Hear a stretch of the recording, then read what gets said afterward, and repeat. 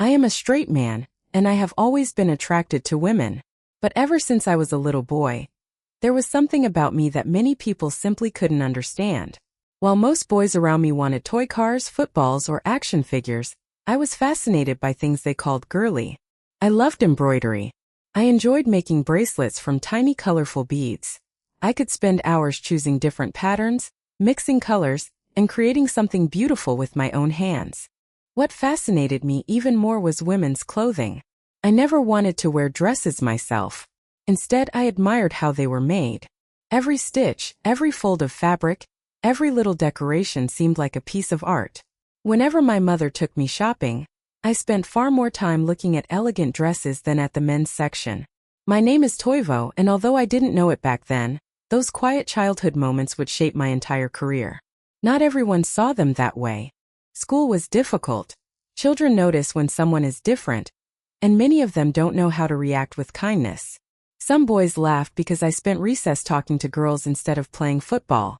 Others mocked the small embroidery kit that I sometimes carried in my backpack. They called me weak. They questioned whether I was a real boy. Sometimes they hid my things. Sometimes they threw my beadwork into the trash just to see my reaction.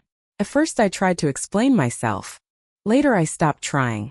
I realized they weren't interested in understanding me.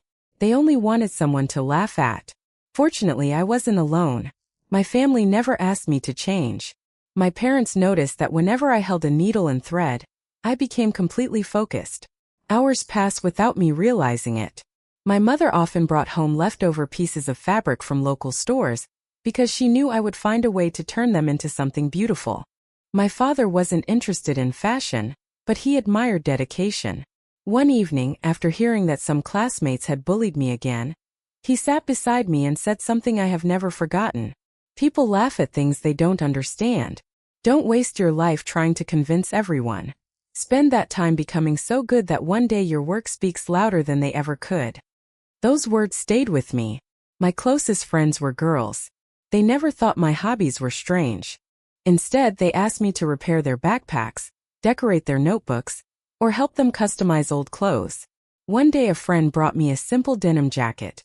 She asked if I could make it look different. I spent the entire weekend sewing small embroidered flowers onto the sleeves and replacing ordinary buttons with vintage ones I had found at a flea market. When she wore it to school on Monday, everyone asked where she had bought it. She proudly answered, "Toivo made it." For the first time I realized something. People who laughed at me didn't actually dislike my work. Many of them simply didn't know it was mine. That thought changed everything. Instead of focusing on the insults, I started focusing on improving my skills. Every afternoon after school, I practiced sewing. Every mistake became another lesson. I learned how different fabrics behaved. I studied colors. I experimented with patterns. I even took apart old clothes just to understand how experienced tailors had constructed them before carefully sewing everything back together again. While my classmates spent weekends playing video games, I filled notebook after notebook with clothing sketches. Some designs looked terrible. Others were surprisingly good. I wasn't copying fashion magazines. Even as a teenager, I preferred creating my own ideas. I imagined dresses that were elegant without being overly complicated. I believed beautiful clothing should make a person feel confident instead of simply attracting attention. The older I became, the more obvious it was that sewing wasn't just another hobby. It had become the one thing I wanted to spend my life doing. The problem was that almost nobody believed it could become a real career. Teachers encouraged me to choose a more practical profession. Some relatives suggested becoming an engineer or an electrician. Others laughed whenever I mentioned fashion design. A man making dresses? Be realistic. Find a proper job. I heard those words so often that I almost expected them. But every time someone told me I couldn't build a future in fashion, I quietly returned to my sewing machine. Deep inside, I had already made my decision. I didn't know how. I didn't know when.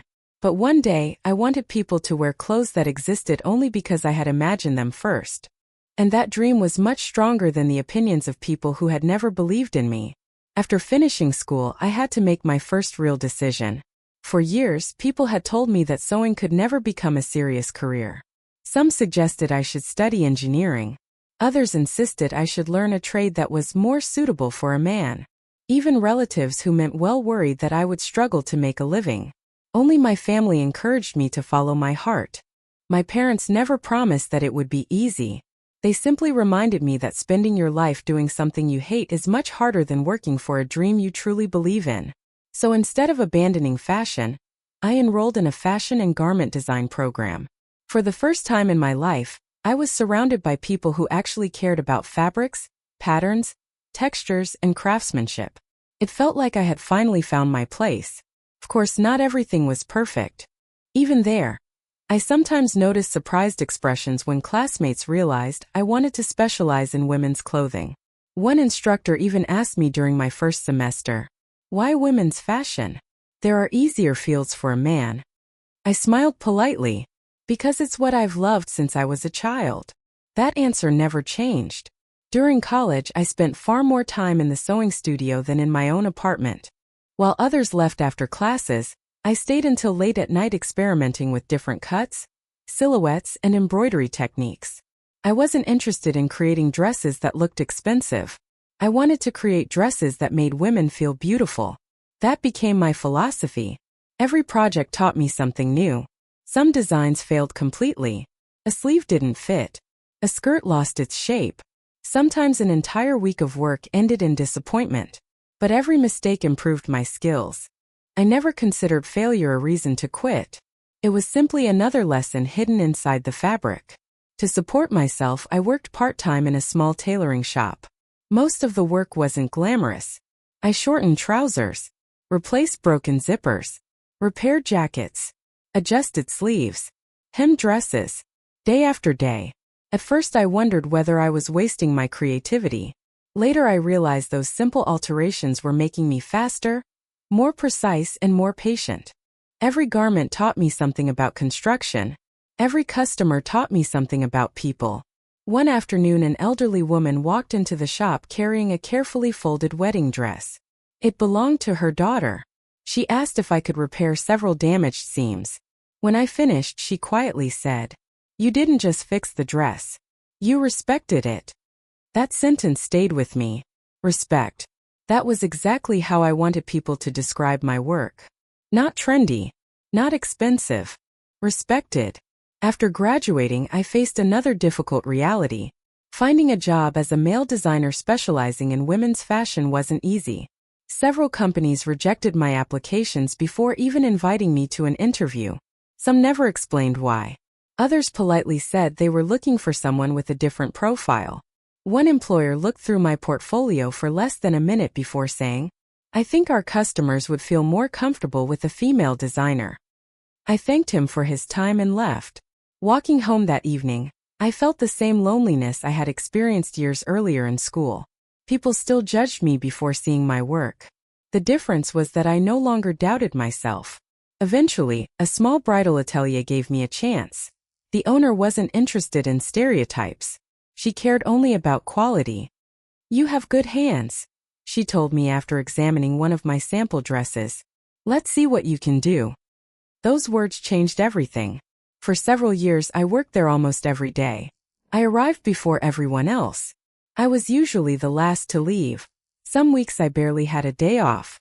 I designed details, selected fabrics, adjusted patterns, met suppliers, and spent countless hours fitting dresses for brides.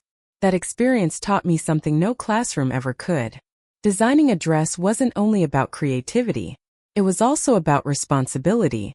A bride trusted you with one of the most important days of her life. There was no room for carelessness. Slowly, more customers began requesting me by name. Some returned years later for evening gowns. Others recommended me to their sisters, daughters, or friends. Without realizing it, I was building something more valuable than money. I was building trust. Still, another dream quietly lived in the back of my mind. Every evening after everyone had gone home, I looked around the atelier and imagined my own name above the entrance. Not because I wanted fame, because I wanted the freedom to create according to my own values.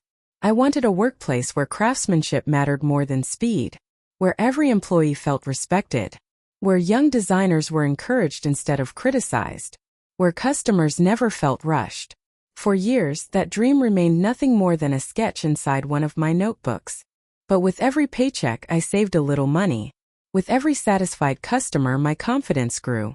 With every dress I completed, I became more certain of one thing. One day, I wouldn't just work in an atelier. I would build one myself. For nearly 8 years, I worked in that bridal atelier. Looking back, those years shaped me more than anything else. I learned that running a successful fashion business had very little to do with sketching beautiful dresses. It was about discipline, about arriving before everyone else, about staying calm when deadlines became impossible, about solving problems without letting customers see the stress behind the scenes.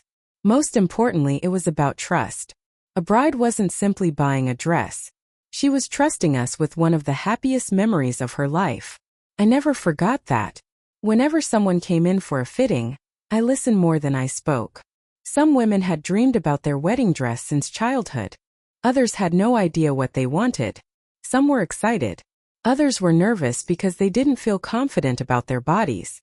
My job wasn't only to design clothing. It was to help people see themselves differently. That philosophy slowly became my biggest strength. More and more customers specifically asked for me. First it surprised me. Later it became normal. Some brides traveled from other cities because a friend had recommended my work. Others returned years later asking me to design dresses for anniversaries, galas, or family celebrations. Without realizing it, I had built something far more valuable than advertising. I had earned a reputation. One evening, after everyone had left, the owner of the atelier sat beside me. She asked a simple question. "Toivo, why haven't you opened your own place yet?" I laughed. "Because I can't afford to fail." She smiled. "No one can." That conversation stayed in my mind for months. Eventually I realized something. I had been waiting for the perfect moment, the perfect amount of savings, the perfect business plan, the perfect economy. The truth was simple. That perfect moment would never arrive. If I wanted to build something of my own, I had to accept uncertainty. So I took the biggest risk of my life. I rented a small space that had previously been a bookstore. It wasn't located on the busiest street. The windows needed replacing. The walls required fresh paint. I bought used furniture, restored old sewing tables, and repaired second-hand industrial sewing machines instead of purchasing new ones. Almost every euro I had saved disappeared before we even opened. When I finally hung the sign above the entrance, I stood outside for several minutes just looking at it. Toivo Atelier. Seeing my own name on that sign felt unreal. The first few months were frightening. Some days I had only one customer. Other days I had none. There were evenings when I wondered whether everyone had been right all along. Maybe I should have stayed where life felt safe. But every time doubt appeared, another customer reminded me why I had started. One woman came in asking for a simple evening dress. She returned 6 months later with 3 of her friends. Another bride recommended me to her sister, then her cousin, then a coworker. Little by little, the calendar became full. Within 2 years, I needed help. Hiring my first employee scared me almost as much as opening the business itself. Until then, every dress had passed through my own hands. Now I had to trust someone else with the quality people expected from my name. I chose carefully. Not the person with the longest resume. The person who genuinely loved the craft. That became my hiring philosophy. Skills can be improved. Character is much harder to teach. As my team grew, I made one promise. No one would ever feel the way I had felt in school. No mocking. No humiliation. No judging people because they were different. Our atelier would be known for respect just as much as for beautiful dresses. Young apprentices worked beside experienced tailors. Everyone was encouraged to ask questions. Mistakes weren't hidden. We discussed them together and learned from them. The atmosphere inside the atelier became something customers often mentioned. "It feels peaceful here." I heard that sentence many times. It made me happier than any compliment about my designs. 3 years after opening my first atelier, something happened that I had never dared to imagine. We had so many orders that one location could no longer keep up. Instead of turning customers away, I made another difficult decision. I opened a second atelier. This time, I wasn't driven by ambition alone. I wanted to create more opportunities for talented people who struggled to find work in fashion. Many of them had incredible skills but lacked confidence. Some had been told they weren't creative enough. Others had been overlooked because they didn't fit someone's expectations. I recognized those feelings immediately. I had lived them myself. Years passed. Our reputation continued to grow. Eventually, we opened a third atelier. Standing in the newest workshop during the opening ceremony, I suddenly remembered the little boy sitting alone with embroidery thread, while classmates laughed outside. If someone had told that child he would one day employ dozens of people and lead several successful ateliers, he never would have believed it. Success hadn't changed who I was. It had simply given me the opportunity to help others build careers doing what they loved. And although I didn't know it yet, the most meaningful project of my entire life was still waiting for me. By the time I turned 50, I no longer counted success by the number of dresses we made. I counted it by the people who had built their careers alongside me. Many of the young designers who had once joined my first atelier as nervous apprentices were now leading entire teams. Some eventually opened businesses of their own. Whenever that happened, people expected me to feel disappointed. Instead, I felt proud. Success means very little if you're the only person who benefits from it. A career should create opportunities for others. That had become my philosophy. Our ateliers continued to grow, but I refused to chase endless expansion.